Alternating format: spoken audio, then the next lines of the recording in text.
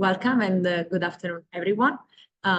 Welcome to our webinar, Youth Empowerment for a Sustainable Future, Integrating Eco-Social Contract, One Health and Planetary Health Approaches.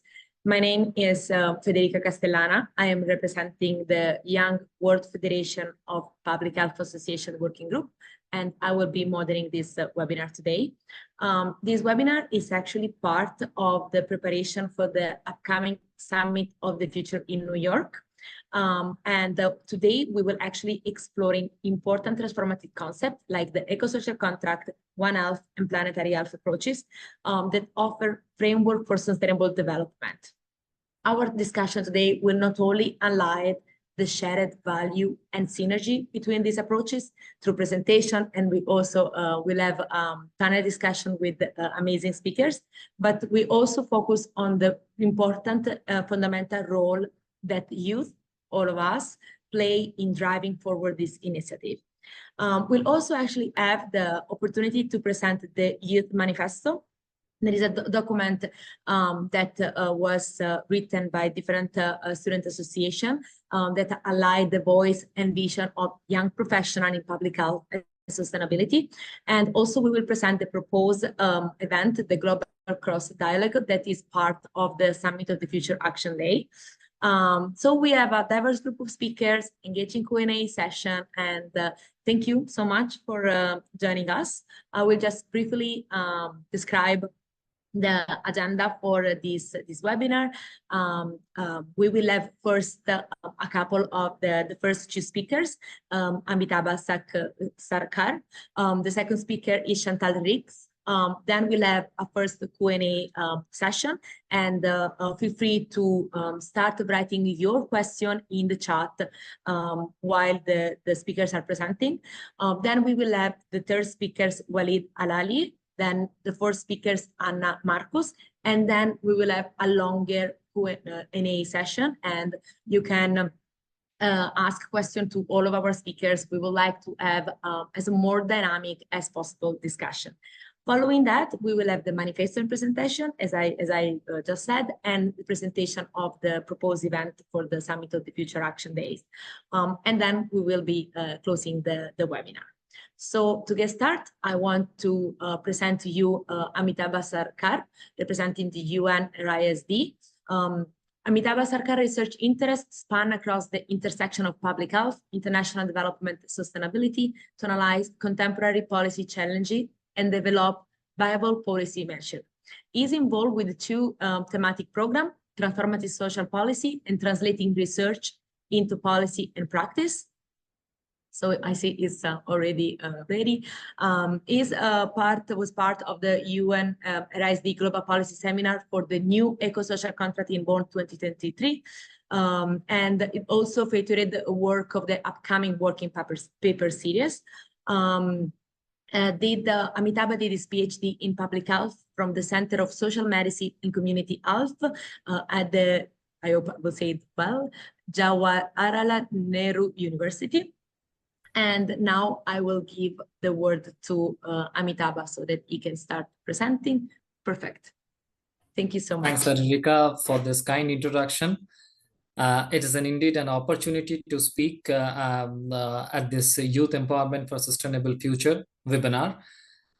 In the leg up to the UN Summit of the Future on 22nd of September and 23rd September, my opinion observation, I would start to briefly talk about eco-social contract in terms of public health policy and planning. So I will start with that, actually say in the global level, global sphere, the global constitutionalism, it depends on basically three pillars. One is, it's called as a global trinity. One is that human rights, democracy, and rule of law.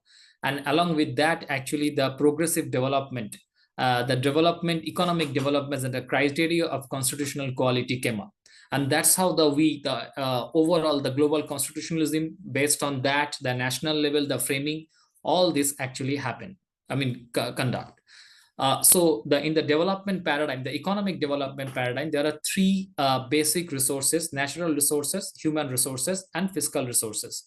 These are the three resources which combinedly constitute as a constitutive process of development, and economization of these resources are actually pathways for economic development. So that's how the things in economic development happens.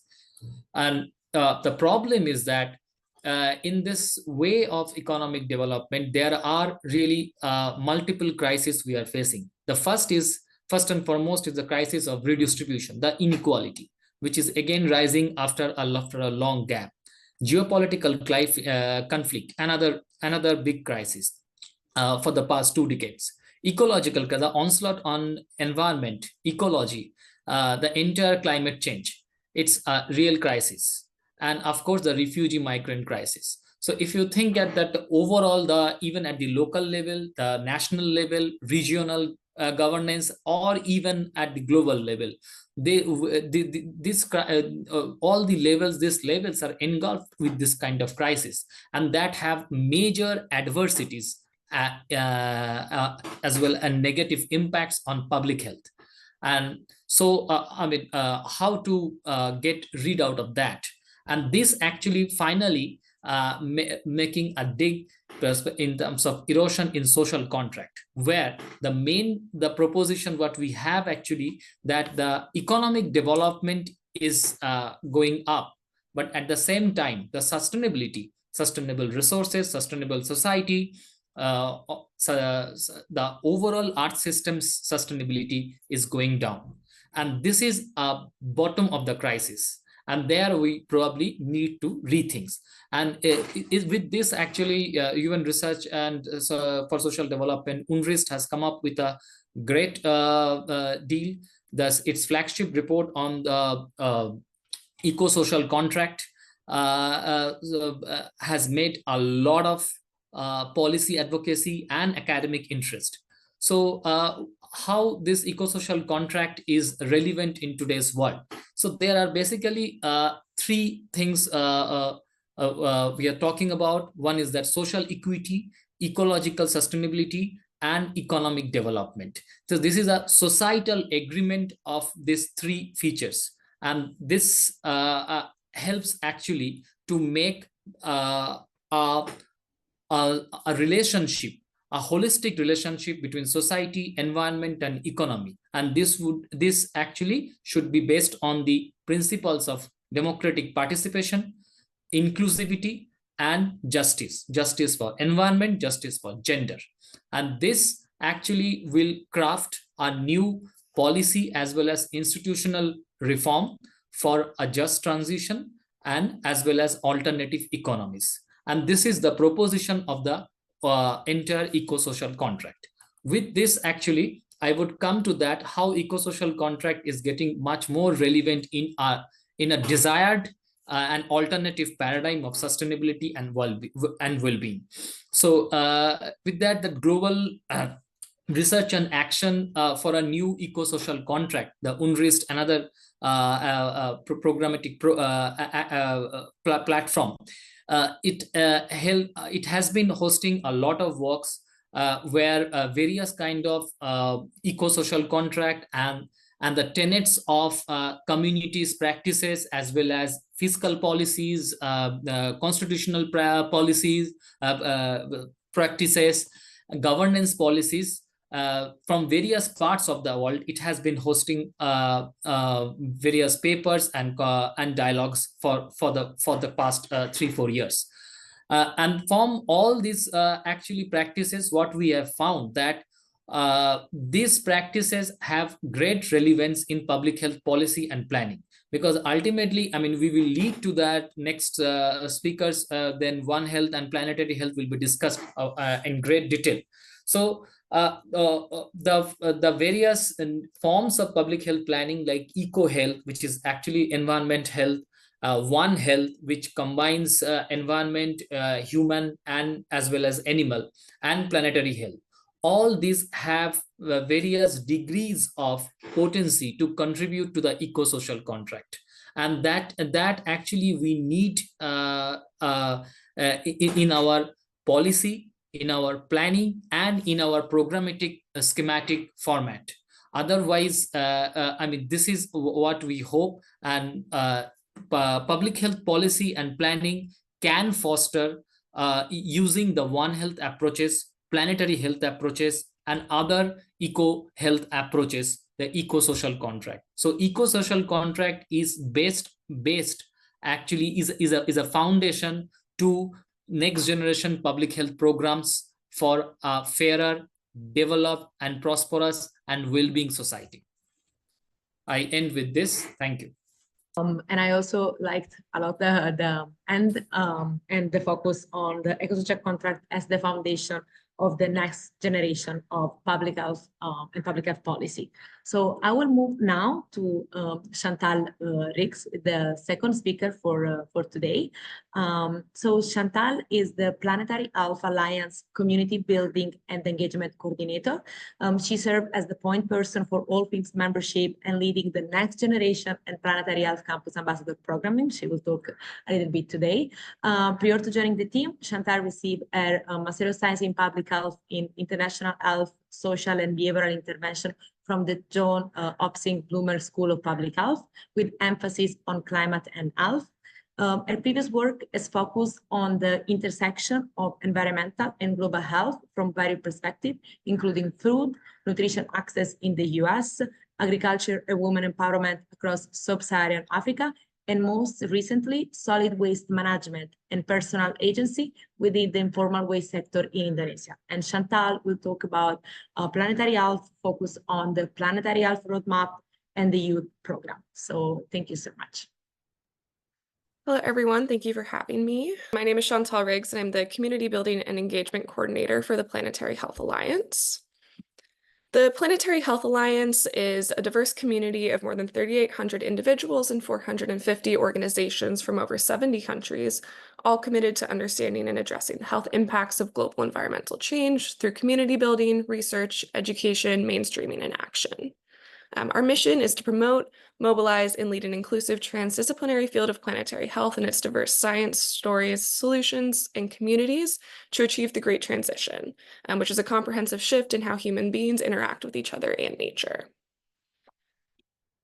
Through the Planetary Health Alliance, we offer the Planetary Health Next Generation Network, which is our youth programming and is composed of students and next generation leaders worldwide who are dedicated to advancing the emerging field of planetary health through local community efforts, educational events, and research projects.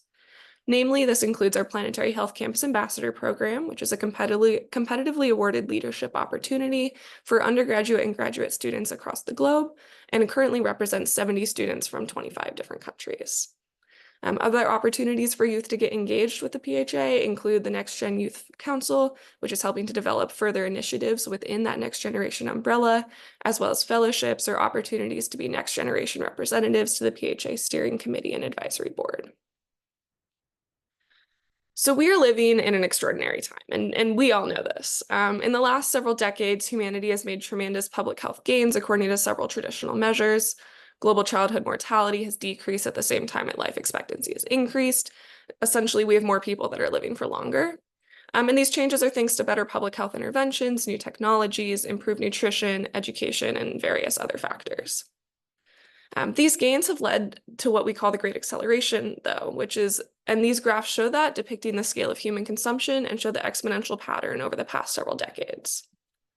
And yet at the same time, we have disrupted Earth's natural systems. So as these graphs show, the biodiversity and other natural systems we depend on are eroding at an alarming rate.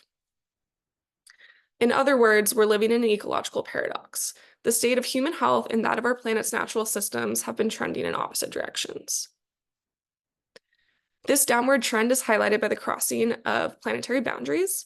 The planetary boundaries concept presents a set of 9 planetary boundaries within which humanity can continue to develop and thrive for generations to come. And crossing these boundaries increases the risk of generating large-scale, abrupt, or irreversible environmental changes. And as you can see from the diagram, we've already been crossed 6 of the 9 planetary boundaries as a result of human activity. These changes in our environment severely affect our health and jeopardize decades of public health gains. Global environmental change has created a rise in cases of cardiovascular and respiratory diseases, infectious and diarrheal diseases, malnutrition, and mental health effects, just to name a few. Environmental change can also lead to displacement and migration, leading to civil strife and trauma. However, these challenges in our environment exacerbate health challenges that disproportionately affect poor and marginalized countries and communities.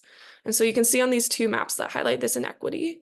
The map on the left illustrates the countries with the highest annual carbon dioxide emissions per capita, while the map on the right illustrates the countries most vulnerable to climate change. You can see that those who emit the most are the most vulnerable, they have the fewest resources to adapt to climate change, and are most likely to be displaced and forced to migrate. Now let's revisit the ecological paradox. So the fact is that we've been borrowing against the health of future generations to realize economic and development gains in the present. Human health and well-being will trend downwards alongside ecological health and well-being. And so this begs the question, how do we balance the immediate needs of the current population with the need to preserve resources for future generations? And so this brings us to planetary health. Really, what is planetary health? It's a solutions-oriented transdisciplinary field and social movement focused on analyzing and addressing the impacts of human disruptions to Earth's natural systems on human health and all life on Earth. It's a relatively young field, launched in 2015 with the Rockefeller-Lancet Commission report. Planetary health benefits from a long legacy and contributions from many other fields, including those of the geosciences, global health, behavioral sciences, economics, and many others. Transdisciplinary in nature, planetary health weaves together information from all these fields to create new conceptual, theoretical, and translational innovations to integrate and move beyond discipline-specific approaches to address a common problem. Planetary health encompasses a broad range of human-caused changes to Earth systems, including climate change, land use change, freshwater scarcity, pollution, and biodiversity loss, among others. These ecological changes interact in complex ways to affect human health by increasing rates of infectious and non-communicable diseases, harming mental health and well-being, reducing access to nutrition, and contributing to conflict, displacement, and trauma. To achieve planetary health will require a great transition, like I mentioned earlier. This means that we will all need to learn to do everything differently, meaning changing how we produce and consume food, manufactured products and energy, how we construct and live in our cities, how we manage our natural landscapes and resources, and how we tell the stories that we tell ourselves about our place in the world, our relationship to nature, and what it means to live a good life. And this brings us to the Planetary Health Roadmap and Action Plan, which was developed in 2024 at the 2024 Planetary Health Annual Meeting in Kuala Lumpur, Malaysia. Essentially, to guide our path, we must define, measure, communicate, educate, innovate, and achieve buy-in. The course of action is rooted in a step change to our education priorities and systems. Coordinated advocacy and enhanced communications will help us to ensure that our fellow planetary citizens realize that systems integration, sustainable governance, and regenerative business practices are really essential to achieve an inclusive and healthy planet. The aim is that, as we progress through this planetary health roadmap, we can use it to work towards a mainstreaming of planetary health into our daily operations. It becomes part of our planning cycles, a guide to our regular budgeting processes, and serves as a cross-cutting and foundational element of our daily existence. The 5 proposed actions are measuring, communicating, educating, building governance structures, and finding balance between business and planetary health will mainstream the planetary health movement. Again, the 6 focus areas of the action plan, measuring planetary health refers to creating a new metric for really doing this. Communicating planetary health is all about creation and implementation of an international communication campaign. Educating to achieve the Great Transition is all about building on the planetary health education framework and its 5 domains. Building holistic government refers to development of a foundational governance framework templates that can be adapted across different communities and levels of government. Business and planetary health refers to the development of a guidebook to support mainstreaming of planetary health into business and industry. And really, mainstream refers to the development of local and national programs, policies, and outreach campaigns to preserve and enhance planetary health for future generations. Thank you for the opportunity to present this to you all today, and then to learn more about the Planetary Health Alliance, I'll drop a link in the chat. I look forward to answering all of your questions. Very interesting, all the presentation of the action plan and the roadmap. Yeah, and also the map that you show us. So thank you. I invited everyone to leave any question in the Q&A that you find at the bottom. So if you want to ask any question, In the meantime, I would like to actually ask to all of our speakers, because we also heard about the justice and equity, and also Chantal repeat that the one that are affected the most are sometimes the one that have less capacity than to do something. And so my question would be, how can the principle of justice and equity be more effectively actually integrated into the development and then the implementation of health and environmental policy, and then in the framework, some we already heard about, so the eco-social contract and planetary health, and we will hear about One Health. So I'll focus on these two important principles. I think the initial first step, at least from the planetary health perspective, is really getting towards that mainstreaming aspect of planetary health. And so getting a true understanding of what these impacts are and how they're impacting different people, to really, understand that everyone's experiencing these problems. They might be in slightly different manners, but everyone's experiencing the issues, and it's an important thing to address across the globe, different communities. And I think that's a big part of what we're trying to do as well, by generating a community and alliance of global networks. So really getting these voices together and to be able to share lessons learned, research, innovations, and different solutions across boundaries, regions, and areas. And so there's, of course, going to be differences in how we contextualize and adapt in different settings, but to initially get a foundation of what these issues are and ways that we've seen that could be adapted in different areas, I think is extremely important. Yeah, thank you. Thank you so much. Like to highlight the transdisciplinary and the collaboration, but then of course to contextualize according to the need, that is also what is important and needed.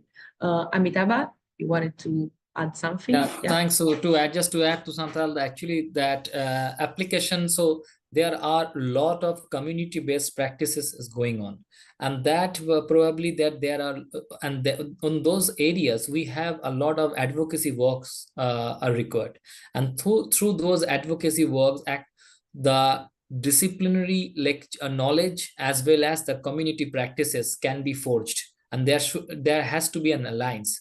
And see, the planetary health is in a broader concept of directly contributing to the Earth system management. And the moment it is coming to the Earth systems governance, Earth system management, and the eco-social contract is a foundation to that. And here actually the concept of sustainability and using social policy as a vehicle to for a sustainable society, sustainable world, their planetary health could be a great resource at the approach. And it may not be relevant, say, on every sphere, say in urban health management, or say again the curative management of health, but the overall in planning and the say regional planning, regional development, village planning, those areas, and in fact the areas which are like the say ecological resources, they are actually, say, there are deltas, there are tropical forest, their planetary health has a great deal, I mean, to take, and that would be forged based on these principles which we discussed on the eco-social contract. Thanks. Thank you. I will now proceed to the next two speakers. So I would like to present to you Walid Alali. Dr. Walid Alali is an associate professor of epidemiology at the Department of Biostatistics and Epidemiology, College of Public Health at the East Tennessee State University. His primary interest is in the epidemiology of infectious disease, with focus on One Health approach to better understand disease transmission route and evaluate control and prevention method.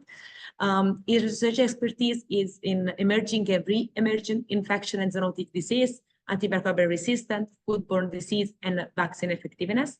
Dr. Alali holds a veterinary medicine degree from Jordan, and he has published 78 peer-reviewed papers, 3 book chapters, and delivered over 38 invited talks, and received multiple prestigious awards to recognize his research activity and leadership skill. So welcome and thank you. All right, thank you for the kind introduction. Do you hear me okay? yeah, we can hear you. Okay, great. So again, thanks for the invitation. Thank you for the opportunity to present and share some of the information on the One Health and how it is a better way for the people and the animal and the planet. So what exactly is One Health and the One Health approach? Probably some of you are familiar with what is a One Health and how the human health is interconnected or interdependent with the health of the animals and the environment and the ecosystem. But the approach itself, the One Health approach, is a multidisciplinary strategy that recognizes the interconnection between the health of the humans and the animals and the environment. And it's an approach to address complex health issues at the interface between the three domains, the human, the animal, and the environment. So it's an approach to address complex health issues between the three domains. And that approach requires a collaboration and communication and coordination and interdisciplinary and interagency collaboration, communication, and coordination. So for you who are not familiar with One Health, I would pose a question that did you know that our health is dependent on the world around us, and that includes the animal and environment. But the question is how are we? Our health is dependent on the world and the around us and all the life, the animals and the environment. And this is something to think about for the discussion. Now, why does One Health matter to you or matter to us? So the One Health impacts everyone's daily life, from the food that we eat to the air that we breathe. And here's some of the examples, if you're wondering how, in terms of food safety or the safety of the food that we eat. So One Health approach ensures that the food we eat is safe by monitoring, controlling foodborne pathogens that spreads from the animals to human. In terms of air quality and pollution, those are affected by the industrial activities, the deforestation, the agricultural practices. So One Health promotes sustainable practices and policies to reduce air pollution. In terms of zoonotic diseases, which is an obvious one, One Health focuses on monitoring and controlling those diseases at their source in the animals or in the environment to prevent human outbreaks. Now, at the personal level, something to think about is that how do you interact with nature and the environment and animals every day? What impact that they have on you, and vice versa? What impact you have on the animals and the environment as well? Now, part of One Health is that protecting the environment is protecting ourselves. And how is that? The impact of deforestation, the pollution, and the climate change is not only on animal health, whether it's wildlife or livestock, but also it has an impact on the human health due to changes in air quality, access to clean water, and food. Now, what can you do to protect the environment? It's at the individual level, what can you do to protect the environment? So think of one action that you can take to protect the environment. And remember that every action counts, and taking an action is better than not taking any action. Now, in terms of the role of animals in One Health. So the role of animals in One Health is central, as they are key component of the interconnected ecosystem that's shared by the human and the environment. And here are some of the ways that on the role of the animals in One Health. Obviously, zoonotic diseases. So animals, whether we're talking about wildlife or the livestock, are reservoir for zoonotic diseases, and they transmit those diseases to humans. So that's part of the role of animal in One Health. Companion animals, so pets, whether we're talking about dogs or cats or other pets, they can transmit diseases to their owners, but also they play a positive role in their mental health and social well-being. In terms of environmental impact, the interaction of animals with the soil, the water, the air can influence the spread of contaminants or pathogens that might impact the health of the human and the animals as well. So I'm sure many of you have a pet at home or like pets. So think about the human and a animal bond that exists between the human and animals. And I'm sure many of you have seen that there is a lot of pet therapy dogs and the role of the animals and the role of the animals on and their impact on the well-being of the owners or the humans in general. So how youth can make a difference when we talk about One Health. So one of the things that you all can do is that to advocate for the One Health and spread awareness about the importance of One Health and what it is. Pursue education related and training related to One Health. Participates in research and development related to One Health. Volunteer and start and get involved in new initiatives related to One Health. Also connect with the local and global networks on One Health. I'm sure you can search and identify networks, get involved, and also get in touch and get connected with experts in One Health. Talking about education and research, here locally at East Tennessee State University, we have started a new graduate certificate in One Health and Climate Study. It's 100% online, and it's open to anybody. You don't have to be a student at the university. You don't have to be in the US. You could enroll in that certificate from anywhere in the world. And in terms of research, we have a research program in the epidemiology of antimicrobial resistance, where we get a lot of students involved. And here's a picture of some of the students collecting water samples to test for antimicrobial resistance from some of the rivers in this area in East Tennessee. In terms of a future of One Health, I'm sure many of you wonder how One Health can help find or help you find a career path in this area. So a career path in One Health is open to many disciplines and educational background.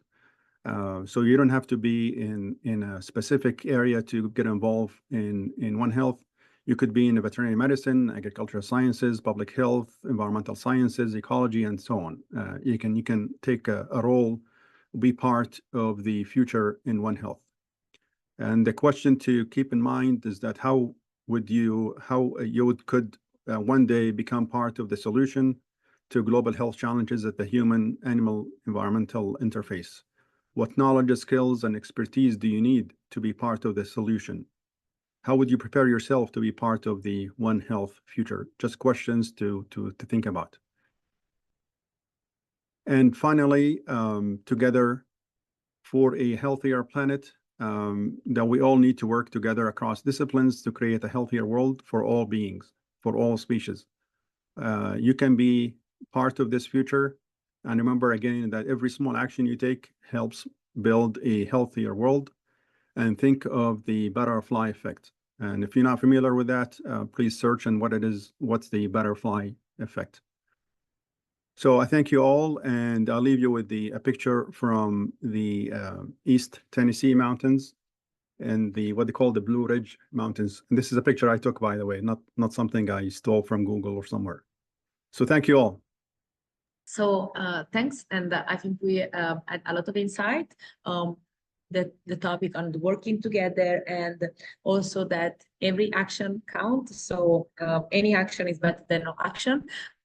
So I think we are now ready for the last speaker, and I already saw a lot of questions in the Q&A. So just continue posting. I already saw someone answering, but after the last presentation, we will have our discussion. So I would like now to introduce to you Anna Marcus, that is the co-chair of the World Federation of Public Health Association Environmental Health Working Group. Anna contributed to ongoing research, policy, and advocacy on climate change and health, and currently leads the group Climate Migration Health Subcommittee. In her early professional years, Anna has been involved in several research projects, most on climate migration health nexus, climate resilience wash sector planning in the Lake Victoria Basin, and social, economic, and environmental health vulnerability of informal waste speaker in Lebanon. Anna is now working with the Consilient Research in Kenya as a research officer, supporting the monitoring and evaluation of humanitarian and development program with a focus on public health, WASH, emergency nutrition, climate resilience, and disaster relief intervention in the East and Horn of Africa. She also served as an active member of the WHO Civil Society Working Group for Action on Climate Change and Health. And her topic is on climate litigation and the role of youth and health activists in seeking climate justice through legal pathways. So welcome, Anna. Thank you so much for the great introduction. It's my pleasure to be with you all today. I think all of the speakers have done an incredible job at covering many of the essential topics that this webinar is focused on. But just to kind of end off, I guess I'm going to add sort of another angle or perspective to the discussion. First, by introducing the World Federation of Public Health Associations, or WFPHA's, role within the Environmental Health Working Group at championing some of these approaches that the other speakers have described. And secondly, I will be discussing, as Federica mentioned, the role of youth and health activists in seeking climate justice through litigation and legal channels. So as mentioned, I'm currently a co-chair for the Environmental Health Working Group for the World Federation of Public Health Associations. And essentially, within this group, we do things spanning a wide array of areas across research, policy, and advocacy on various environmental health issues, including but not limited to climate change and health, air pollution, One Health, disaster risk reduction, water sanitation and hygiene, climate migration, etc.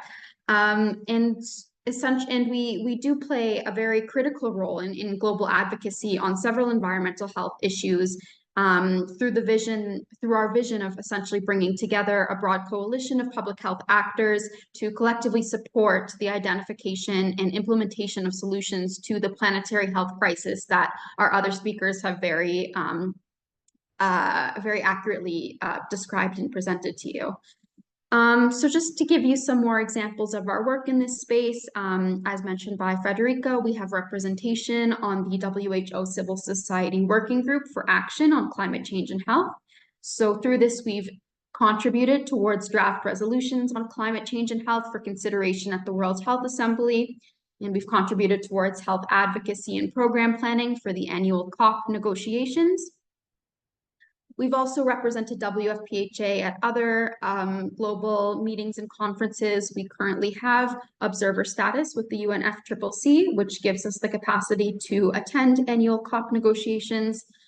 And we try to raise awareness of several of these issues while facilitating cross-sectoral dialogue through prior webinars that we've hosted on several topics. We also draft policy statements. For example, we've released a recent one on protecting ecosystems and supporting nature-based solutions for improved public health, among other policy statements. So this is just kind of a brief background of the WFPHA Environmental Health Working Group. But now I'm going to move towards the primary focus of today's discussion, which is really looking at the role of both youth and health activists within climate litigation. So climate litigation is something that I'm sure you're all familiar with. It's something that has gained a lot of traction and momentum in recent years. According to the most recent global snapshot on climate litigation, at least 230 new climate cases were filed in 2023. Many of these were seeking specifically to hold governments and companies accountable for their failure to act on climate change or uphold their commitments. And these cases have continued to spread globally, with new cases filed for the first time in Panama and Portugal in 2023. And every year we're seeing new countries coming out with these cases. So this issue, or more so this tool, namely the use of legal mechanisms for pursuit of climate action, is being increasingly used. And we are seeing a rise in these cases, which is really exciting.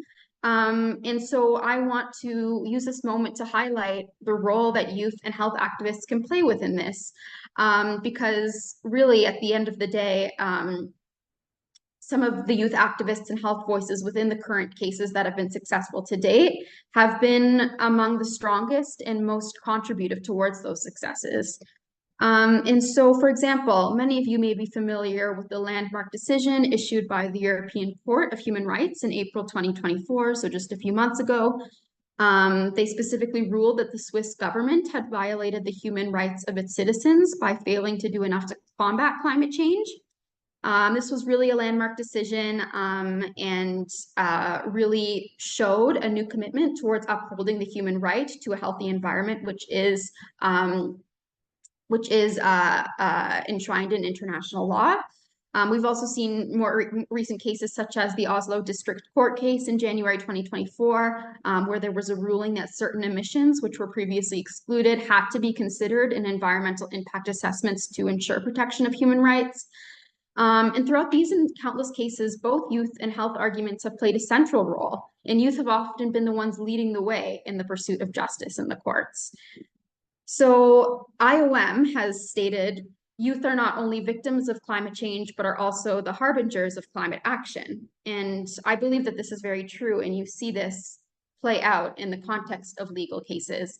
It's been noted by stakeholders, for example, that young activists make very powerful plaintiffs, as they represent both current and future generations who will suffer the worst impacts of climate change. And so when you go to the courts, you know, the argument is a lot stronger if you are making a case for protection of generations or individuals who will be there to see the worst impacts of climate change, as opposed to future generations that don't yet exist, or generations of people who may not live to see the worst impacts. And that's why youth are so powerful in these contexts. They can force governments to make decisions about 2050 targets, for example, and change behaviors now in order to achieve these targets. And young people, for example, have already been very successful in cases that I've described. And another important one has been in using the future generations argument in cases, for example, those brought before Columbia Supreme Court, in which 25 young people argued that the government's failure to curb deforestation of the Amazon rainforest threatened their rights and those of future generations. And the court ultimately agreed with their arguments and ordered the government to come up with a plan to reduce deforestation. On the health front, we're also seeing a rise in the salience of health voices. The physical and mental health impacts of climate change are becoming the focus of many litigation cases, and the World Health Organization has become a more credible voice within written statements submitted towards the International Court of Justice. We saw in March 2024, for the first time, the Inter-American Court of Human Rights held a state responsible for violating the right to a healthy environment. And this was, again, a landmark case. And in other recent cases, plaintiffs have also deployed arguments concerning physical health risks of heat waves and mental health issues faced by youth due to feelings of loss, despair, and anxiety surrounding the future of our planet. So the big message here is it's essential to harness the power of both youth as climate activists and health arguments as contributing evidence towards climate litigation cases. Both youth and health leaders can play a role in bringing robust evidence to the court on how failures in climate action violate the human right to health and to a healthy environment more broadly. And by leveraging the weight of both youth and health voices, we stand a stronger chance of seeing the eco-social contract upheld and our vision for a healthy, just, and prosperous future fulfilled.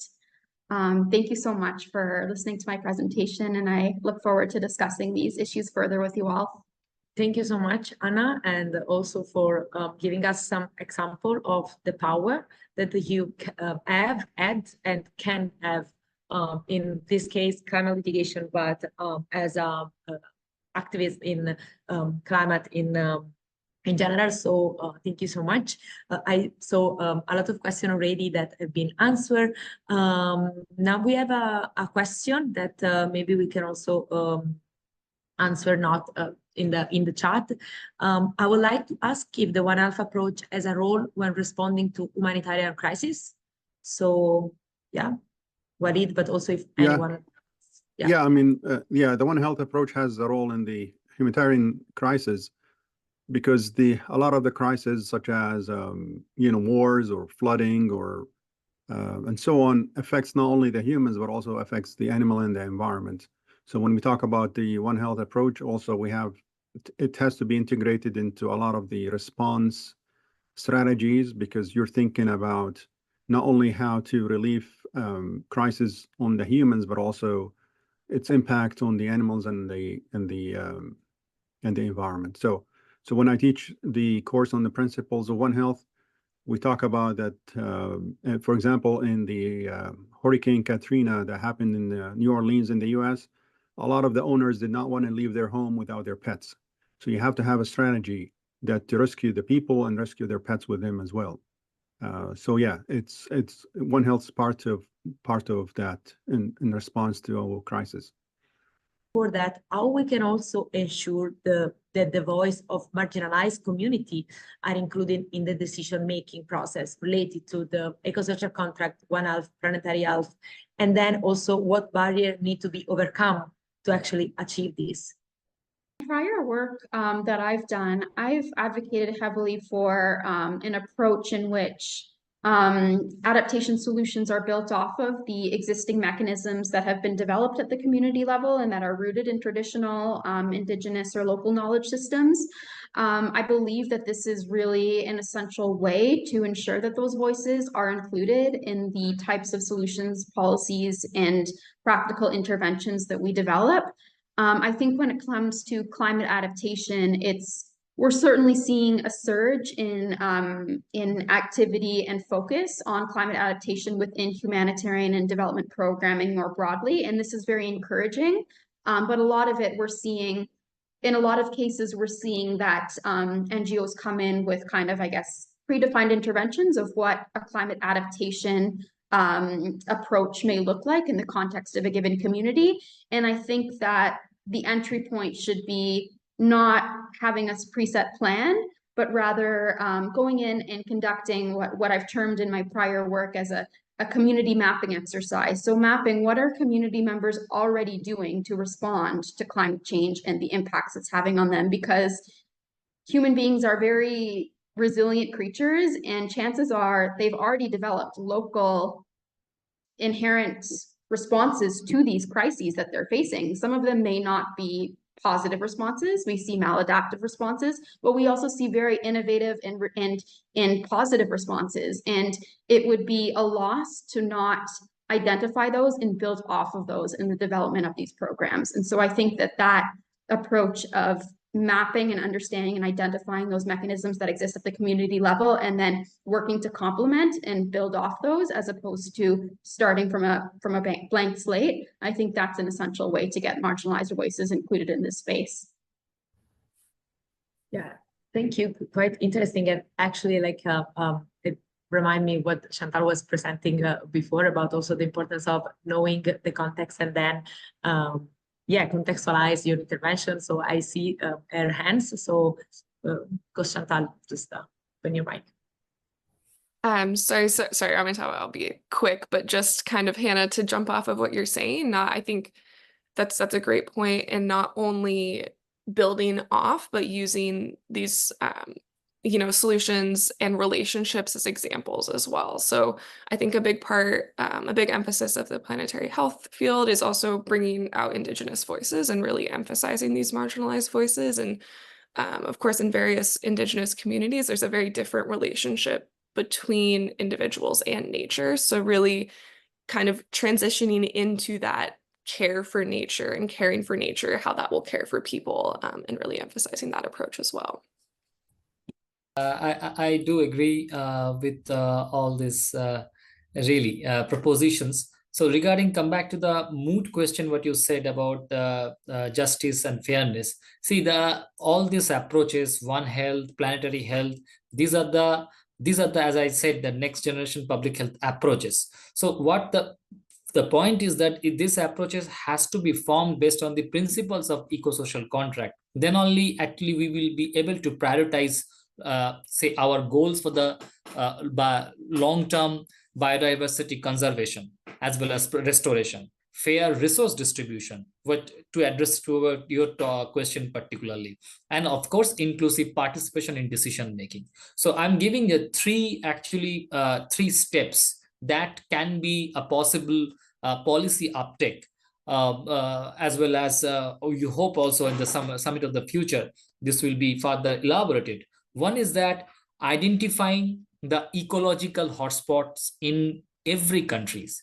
So there are, these are called sometimes as assets. But anyway, so ecological hotspots, like say there are UNESCO heritage site, there are Ramsar conservation, so water bodies, which have been giving a lot of well-being outputs to the population.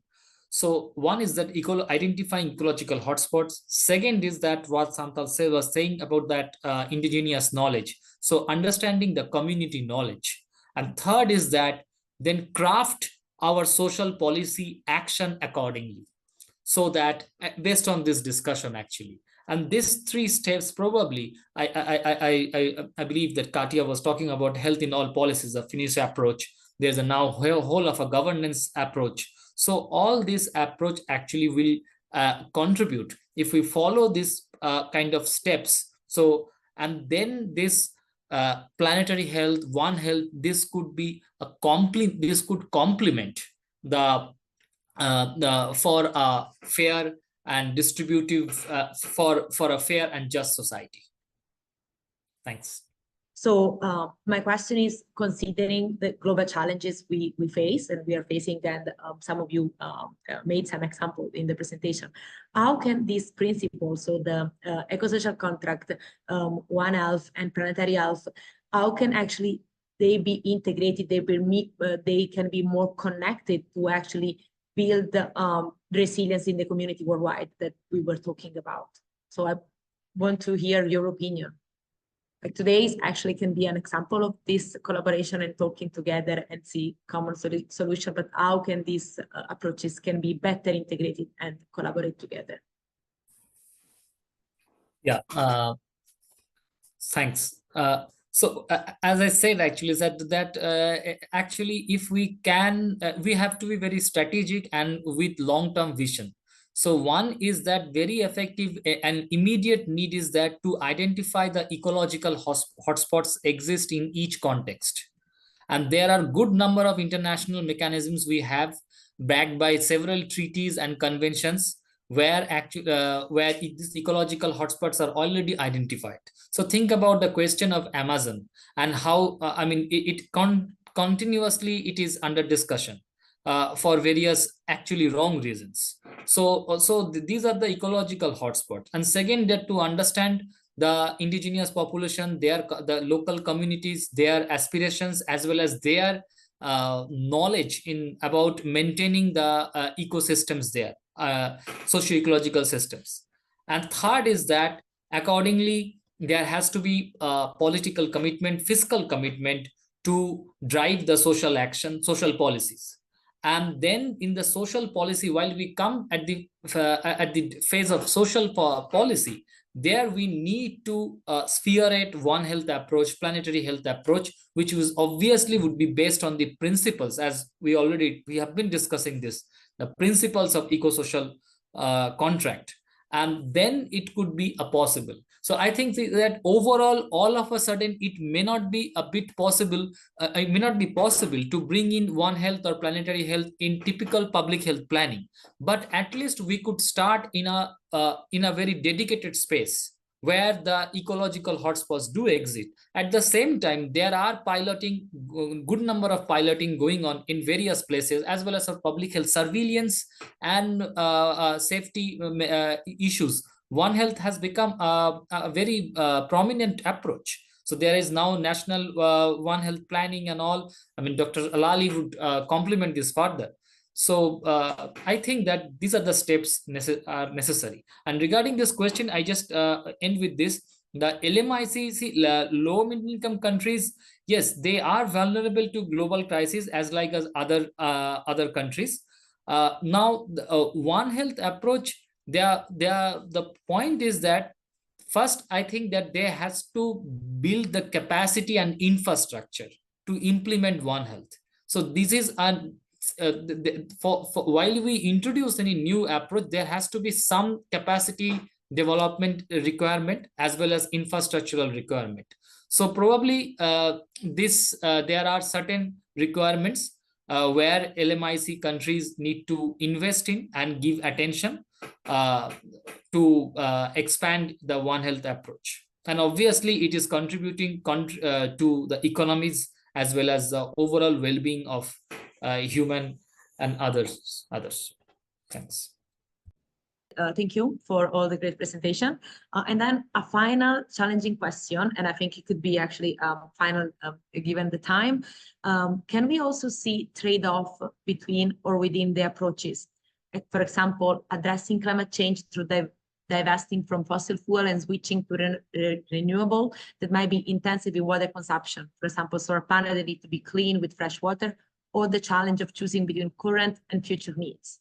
One thing that I discussed before was, at least within planetary health, the concept of a great transition, and kind of the idea of changing how we act and how we address these challenges, and really kind of how we weigh what our needs and priorities are. And of course, there are going to be some needs and things that are really needs, but in terms of consumption and things like that, at least in the US is a good example of like fast fashion and things like that, and the suburbia culture, and really relying on automobiles and like personal vehicles and things like that. So I think that's a good example for the US of changing how much we rely on things like that and adapting how we live. And then I think that will hopefully, you know, have impacts in reducing fossil fuels and things like that, because of course we do need energy for all these things, and each way we get that is going to have different consequences. So kind of just being able to figure out those priorities and a reduction of usage, I think is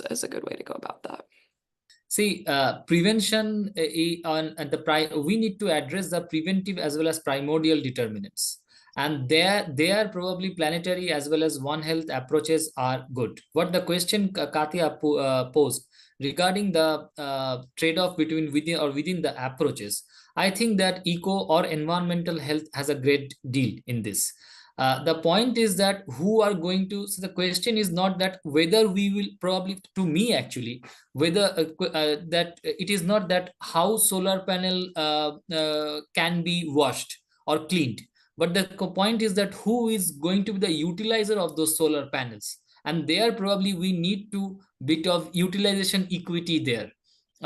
Because if the solar panels are used by a certain income quantiles, which are actually producing more carbon footprint, that may not give a just understanding, a just policy distribution. So that's what I'm saying, that here actually it's really a very good question and challenging question. I think that probably the user's perspective is required, and there is probably the governance, accountability and mechanisms come in. And this is a point where actually environmental health and even the planetary health also could contribute, because it's directly related to the earth system management, because using the water, fresh water, these are actually the natural resources in that way. So thanks for a very interesting question. I just, I really, like I echo the points the other speakers have shared. I really think it's also important when we discuss the issue of trade-offs, particularly in regard to the to the just transition and divestment from fossil fuels.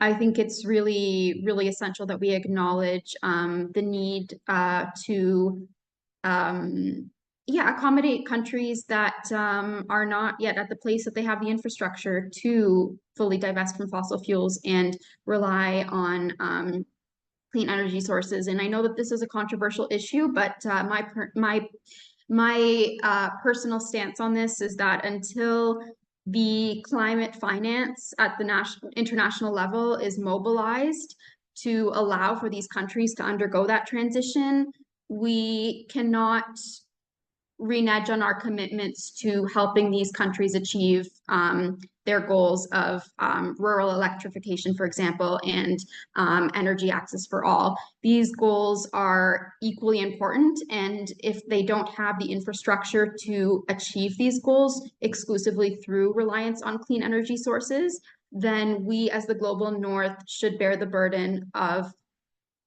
taking on the major infrastructural investments required to divest from fossil fuels in our countries and reducing our emissions, so that these countries can still undergo their industrialization and development goals without having to be sidetracked as a result of lacking access to the energy sources that we all had when we were industrializing. And so I think that that trade-off also needs to be acknowledged within the just transition, particularly from the perspective of low and middle income countries that are in this space right now. I think it's really important to then think about the justice point and the balance. And really, thank you so much for the question and for the answer. I want actually to introduce you three young professionals that will present the youth manifesto. So we have IFMSA, that is a pharmacist and public health professional who is passionate about MIR, One Health, youth engagement and research, and he currently serves as a MIR youth liaison officer at Dusit Blood Foundation. He's also a board member of the Young WFPHA Federation. He works in amplifying the voices of youth and advocates for meaningful youth engagement in global health initiative. Then we will have Nadia, that is a final year veterinary student with a strong commitment to One Health. She currently serves as the chair of the IFMSA Standing Committee on One Health and represents students on the WSAFA One Health Committee. Her passion lies in bridging the gap between human, animal, and environmental health, working toward a more holistic and improved approach to global health. And then the third will be Talent Cheda Muraiwa, that is a recent graduate and pharmacist, who is the outgoing public health activity coordinator for IPSF, and is passionate about closing the gap in health disparity through the formulation and implementation of policy plan and action. Good morning, good afternoon, good evening, everyone. It's an honor to introduce the Youth for Better Public Health Manifesto, a collective effort by youth to address one of the most pressing issues of our time, the need for stronger education and training in public health to empower the next generation of professionals. First and foremost, I want to appreciate all the amazing speakers for really setting the scene for our discussion and the launch of this manifesto. Fantastic insights. I thoroughly enjoyed and learned a lot too. And just to give you a bit of an insight of how we'll be doing this, I'll be providing sort of an introduction to the manifesto. My colleague Talent will then provide the methodology and how it was done. And then finally, Nadia will give the call to action. So we all recognize that a strong health system is essential to improving patient outcomes, responding to health emergencies, and achieving the sustainable development goals. But at the heart of every health system is its workforce, a workforce that must be educated, skilled, and well supported to function effectively. Unfortunately, the World Health Organization projects a shortfall of 10 million health workers by 2030, with the largest gaps in the low and middle income countries. And this shortfall is compounded by many factors, including chronic underinvestment in the education and training of health workers, as well as a disconnect between the knowledge the students receive and the real needs of the health systems and communities out there. But even more concerning is the lack of meaningful involvement of young people in these decision-making processes that shape the future of public health. And without the voices of the youth, the gap between education and practice will only widen. Next slide, please.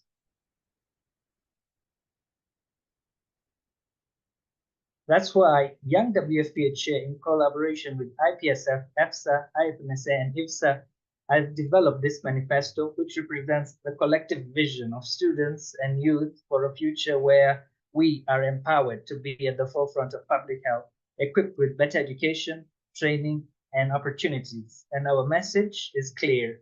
We want a healthier, safer world for all. We must ensure that young people are not just included, but meaningfully engaged from conceptualization to implementation and beyond.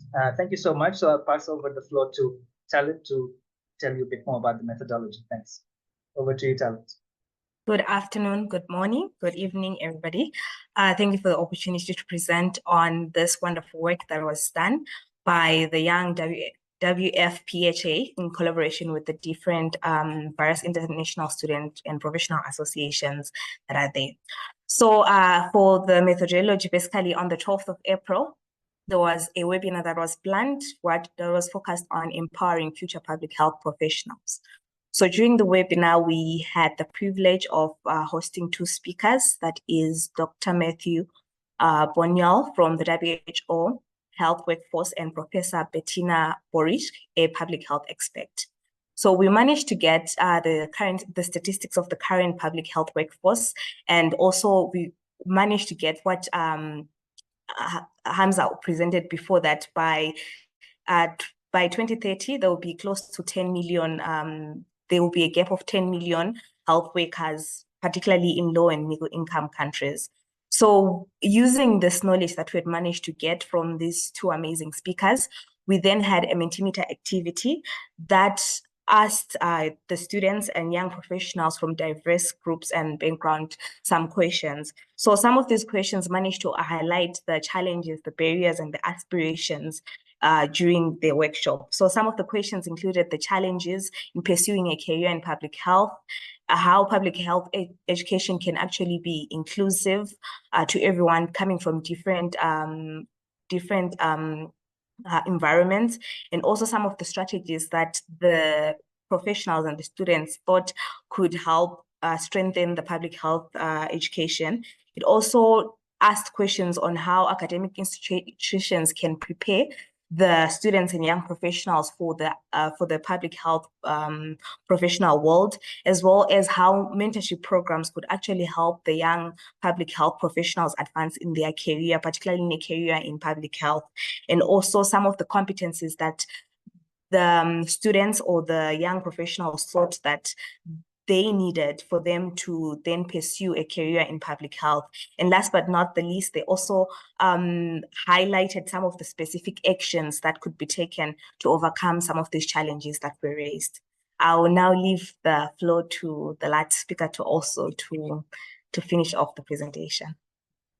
Hi everyone. So I'm going to present and summarize the survey result that we did a few months ago amongst students from different disciplines. And based on the answer from the participant, there are basically 6 essential competency identified, including effective communication, leadership and policy writing, emotional intelligence, negotiation diplomacy, research and data analysis, and the last one is perseverance. So for effective communications, students overwhelmingly identified communication as critical. Being able to clearly explain public health issue to various groups, whether in the form of writing or through public speaking, was seen as essential for making a real impact. For leadership and policy writing, a lot of students felt that leadership skills are vital, especially for guiding teams and managing projects. And they believe that strong leader in public health can inspire action and effectively push forward health initiative. It's the same for policy writing. Is another competency highlighted. A student felt that understanding how to translate research into policy is crucial for creating lasting evidence-based change. And for emotional intelligence, students emphasize that empathy and emotional intelligence as important for working with diverse community, building trust and ensuring that public health programs are inclusive and responsive to real needs. For the next one, negotiation and diplomacy, they believe that navigating the political side of public health is tough, and students pointed out that strong negotiation skills are essential for gaining support from different stakeholders. And obviously, research and data analysis, a lot of people say that a solid foundation in data analysis and research is vital for designing interventions and making informed decisions that can truly improve health outcomes. And lastly, for the perseverance, students acknowledge the long-term nature of public health project, and they believe that staying resilient and motivated despite challenge was seen as a key trait for future public health professional. Next, please. Okay, now we are going to discuss about the knowledge gap, and student and young professional who attended the webinar expressed a strong interest in entering and advancing within the public health sector. However, many were uncertain about where to begin, particularly when opportunities seem limited. This was especially true for those transitioning from other medical fields, as they sought advice on how to gain relevant experience and increase their chances of securing employment after completing master in public health. Here are a few knowledge gaps that students felt need to be urgently addressed. So the first one is practical experience. Students identify the need for more hands-on internship and real-world application to bridge the gap between theory and also practice in public health. Second, they believe that emerging technology, there's a growing interest in understanding the role of AI and virtual reality in advancing public health practice, research, and educations.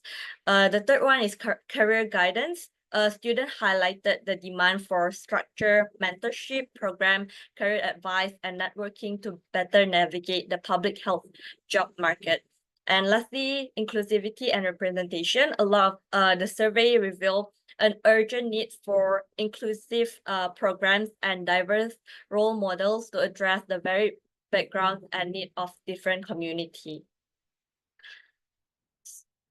So the overall demand and need for youth can be narrowed down to three main points: access to opportunity, support and mentorship, inclusion, and diversity.